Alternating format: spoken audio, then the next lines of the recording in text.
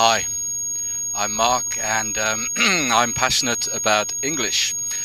As you can see, today's mini lesson is on location in a cemetery. A cemetery is where people are buried, and of course when you die you can either be buried or cremated. Cremated is of course where you are, how to explain, burnt, let's say. It doesn't sound the right word, but you go to a crematorium and the coffin, that's the box you are put in, and that goes into an incinerator, and then, well, here's an idiom: you go up in smoke. So up in smoke means just actually to disappear. So let's say I was a millionaire, but all my money went up in smoke. It disappeared because I spent it all.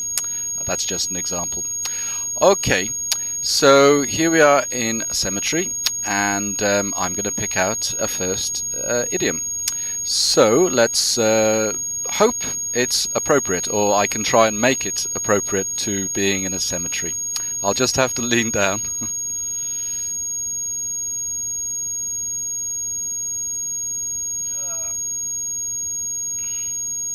Okay, it's not really appropriate. The idiom is "I'm up to my eyes." It means I'm really, really busy. Could be with work. So maybe one of your colleagues asks you, "Could you do me a favor? Could you just read over this report?" And you say, "I'm really sorry. I'm so busy. I'm up to my eyes." We actually also say "up to my ears."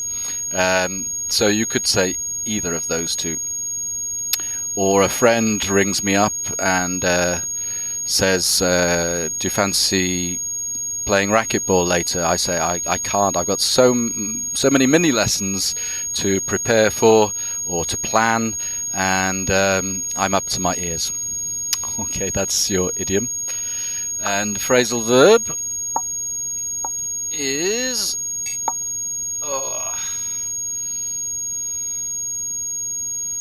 okay, carry on. Okay, carry on basically just means to continue. So yes, I think I gave you the example of giving up the bass guitar. Sometimes I think about it, but I've decided to carry on. I've decided to continue. Very often phrasal verbs are used because they're just more natural. But if you are writing an academic report, or in an exam, or just in kind of less, more serious writing, then you would often not use the phrasal verb. Sometimes you can't help it because that's the only way of explaining something. But yeah, phrasal verbs are used all the time. But as I said, if it's some serious writing, then we kind of avoid them a little bit. There's also an expression, "what a carry on." It's like, I wish I hadn't said that now. Oh, and there's an ambulance or a police car. What a carry on means, well, the word I'm thinking of is a palaver, but that doesn't really help you. But you could say, "what a palaver, what a carry on." It means what a way to do it. What a lot of stuff we have to do. What a carry on. So let's say I had a lot of camera equipment, and I asked my mother to help me, and she's struggling with all the equipment. It's not true, I don't have very much. And she says, "Oh, what a carry on." So there's an example for you.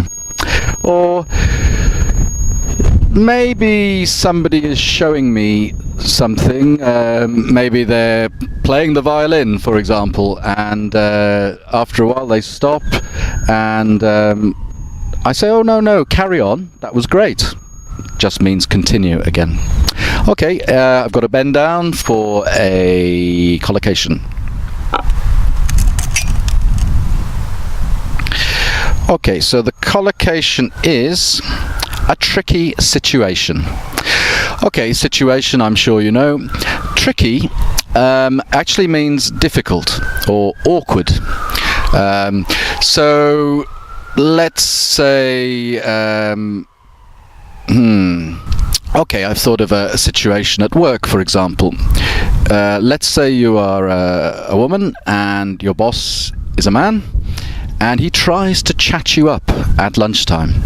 Now, chat up, I've explained, is like he's trying to say things to you to impress you, to maybe get you to like him and maybe go out with him. But this, of course, he shouldn't really do. But because he's your boss, it's a little bit awkward or difficult. So you could be saying to your friend later in the evening, or another colleague, saying, "Oh, what shall I do? What shall I do? This is a really tricky situation." It means it's a difficult situation, an awkward situation, but we often say a tricky situation. Okay, time for a joke or two. I wonder if you can guess what the topic of the joke or jokes is going to be. Or I could also say, guess what the topic is going to be today. You can say, can you guess what? Or we often say, guess what? Guess what the topic is going to be. You guessed it, death. Okay, so I'll try not to do anything too macabre. Macabre means kind of unpleasant, or to do with death or dying and stuff like that. Okay, I chose a few jokes.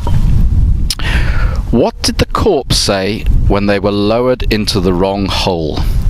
Okay, corpse is dead body, and the hole is, the place where they are going to put the coffin in the ground. So what did the corpse say when they lowered the coffin into the wrong hole? You're making a grave mistake. Okay, grave mistake is a collocation. It means a very, very serious mistake.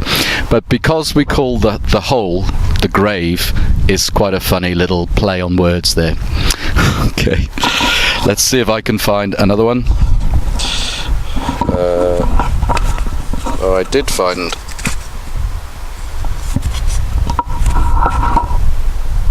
yeah, this is a good one. Why are there fences around cemeteries? Well, yes, there is a fence around this cemetery, but also in other parts a wall. So, why are there fences around cemeteries? Because people are dying to get in.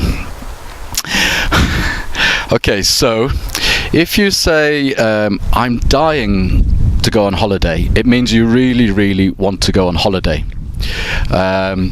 So here again is a play on words.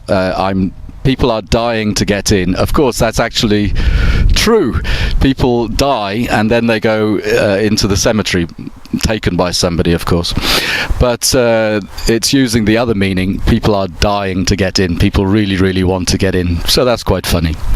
Okay, let's choose a Beatles question. And let's see if I can find an appropriate one. Okay, so it is, oh dear. When was John Lennon murdered? When was John Lennon murdered? And actually, where was John Lennon murdered? So when and where. You don't have to give the time or the actual date, but say the month and the year. Okay, and then I will hum a Beatles song for you, and this is a little bit appropriate too.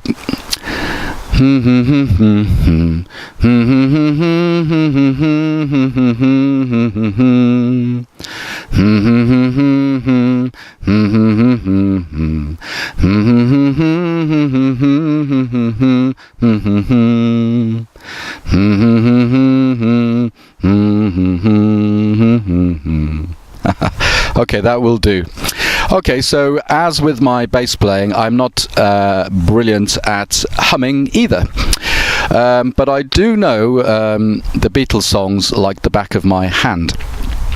If I know something like the back of my hand, it means I know it or I know them very, very well. Okay.